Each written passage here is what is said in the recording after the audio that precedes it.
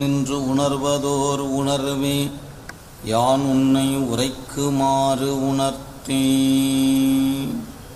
சைவத்தின்மேல் சமயம் வேறு இல்லை, அதில் சிவமாம் தெய்வத்தின்மேல் தெய்வமில்லெனும் நான்மறை செம்பொருள் வாய்மை வைத்த சீர்திருத்தேவாரமும் திருவாசகமும் உய்வைத்தரச் செய்த நால்வர் ஒற்றாள் எம் உயிர் துணையே. கல்லால் நிழல் மலை வில்லார் அருளிய பொல்லார் இணை மலர் நல்லார் புனைவரே.